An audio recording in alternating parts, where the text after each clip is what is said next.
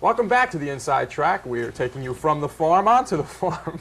John Manzi is with me now. The professor, in his final TV appearance, live TV appearance of 1981, wearing his famous turtle jacket, Here it is, dug up from Mongup River. Right there. How you doing, Suss? Good to be here. You know, no insults to the clothes anymore. I love it. I love it. We're going to go to Westchester County for the second leg of the Pacing Triple Crown, the Cane Pace from Yonkers Raceway.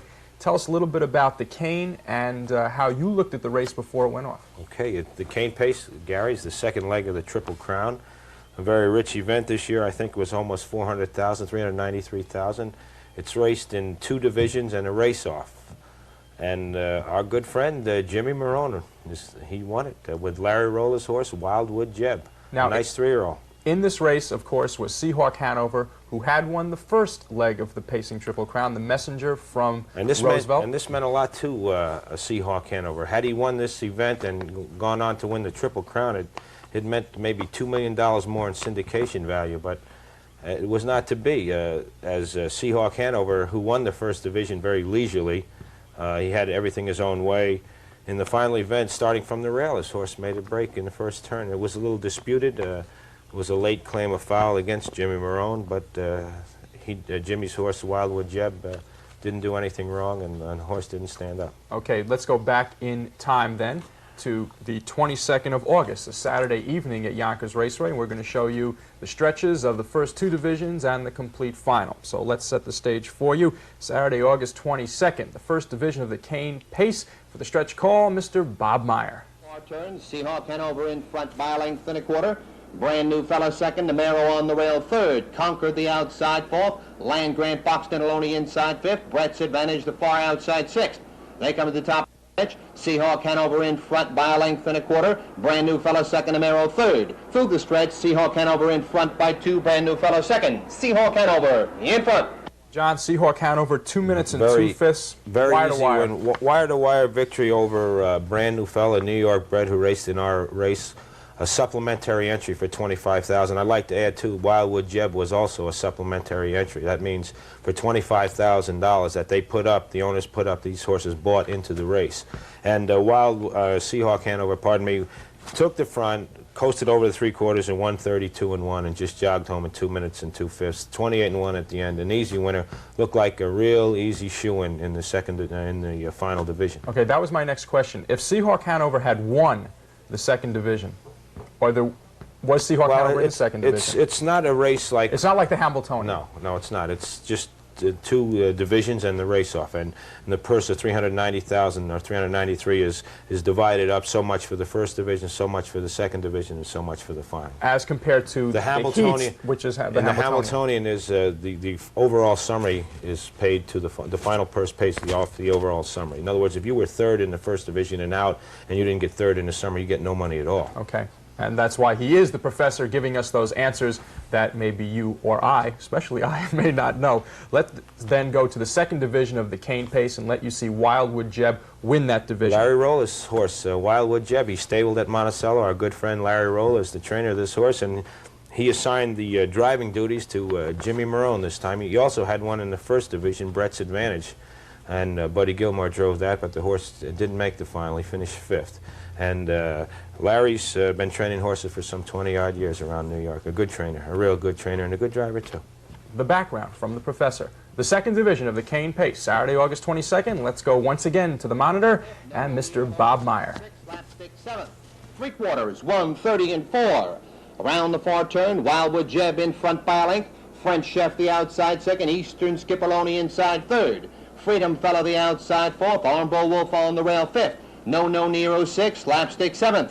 They come to the top of the stretch. Wildwood Jeb in front by a length and a quarter. Eastern Skipper goes to the outside second. Armbro Wolf third. Through the stretch, Wildwood Jeb and Eastern Skipper. Wildwood Jeb and Eastern Skipper there, heads apart. Wildwood Jeb won that race 159-1, and I think what's interesting for Monticello Raceway fans is Freedom Fellow, the winner of the Classic, was in that division, came in 5th, did not even qualify for the race-off. Nowhere. Wildwood Jeb, a 23-1 outsider, Gary, and he's a free-legged pacer. If If racing fans don't know what that means, a free-legged pacer is a horse that races without hobbles, like his daddy. His daddy, Steady Star, was a free-legged pacer and the former world champion. 152 was his record before Nia Trust lowered. You are throwing all of these facts out today. We're today. getting the stats in for the last show.